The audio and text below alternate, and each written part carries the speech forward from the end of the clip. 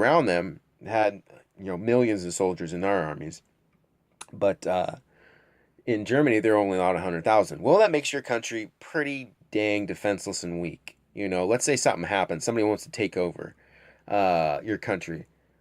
What are you going to be able to do? So they basically, the world international community, all these different powers made these people totally and completely defenseless. Essentially, is what happened. That's essentially what happened. And the Germans said, "No, we're not putting up with this. We're going to defend ourselves because that's the only natural and logical thing to do."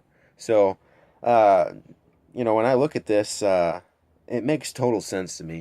Given the situation and things that were happening in Germany at the time, it makes total sense to me. I mean, I'm not going to ask to have someone's weapons taken away from them so they can't defend themselves. If they're being an aggressor, going out and being an aggressor, that's one thing. But if all they want to do is defend their own people, you know, I can't get mad at somebody for wanting to have, be able to protect themselves. I just can't. So, uh, it makes all the sense in the world for me. And then from the, like, if you look at things from the cultural aspect and from a security aspect, it only makes sense to have your own people, joined in part of your country. All these, that was one thing about the Wilhelm during World War I, that he realized that he couldn't defend all of the territories and lands that the Germans had accumulated prior to World War I. As far as territories in Africa, that they had colonies in Africa, um, they couldn't defend those because those colonies were, those peoples were so far outside of the reach of the German Navy, and the German Navy was nowhere near as powerful as Great Britain's Navy. So, in politics, and when you're talking about, strategic military defense of your people, when you have your people so far separated from your ability to defend them if something happens, or if some other country wants to come in and possibly harm them, persecute them, do whatever.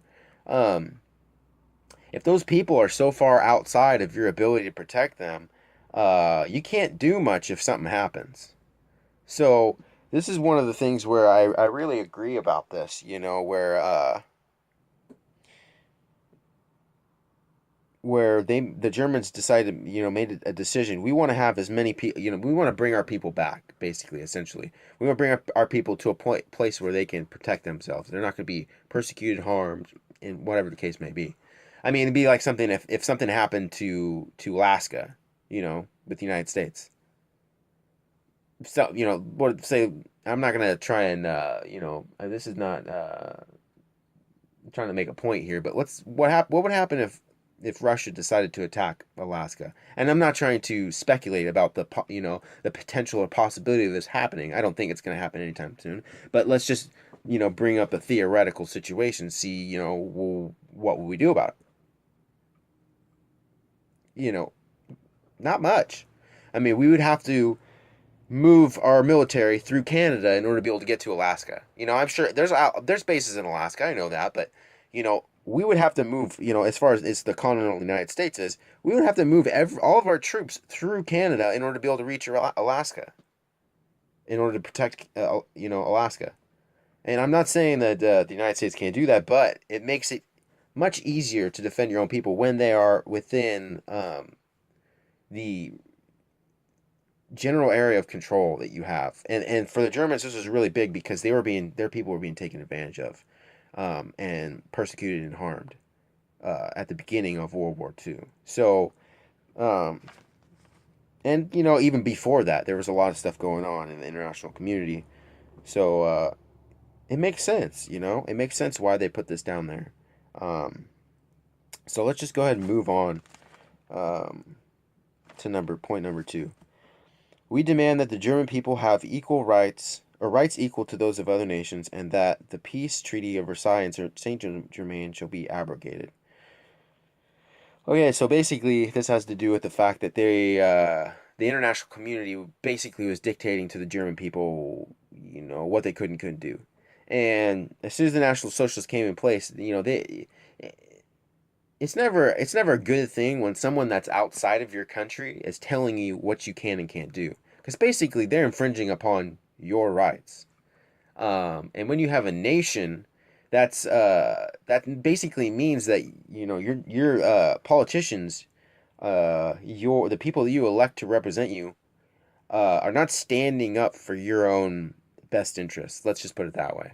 Uh, so when you have that situation where someone outside of your country is dictating to you in your own country what you can and can't do, that basically, and your politicians allow that, that basically means you are a slave of whoever is telling you what you can and can't do, even though they may be 1,000 miles away. Um, and this is exactly, the reason why we had the American Revolution.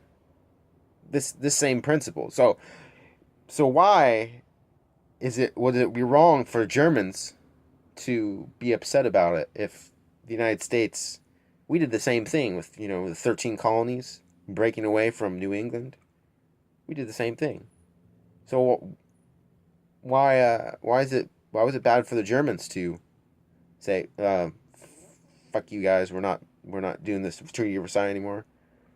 You catch an American, and you ask them that question, you can stump some people real quick. Oh, I never thought of it that way. Well, now you do. Now you know. So when people talk about this point, they said, "Oh, it's because of what they did in World War One." Well, you gotta think about this. It's not only certain people were responsible for World War One. I mean, and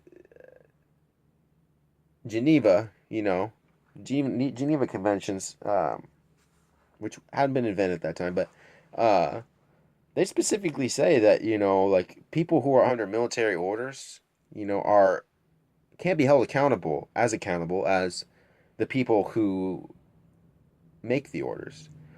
So if you're gonna punish millions of people for something the military did, and who were under orders from Kaiser Wilhelm, you know, uh, and that's just wrong. You don't punish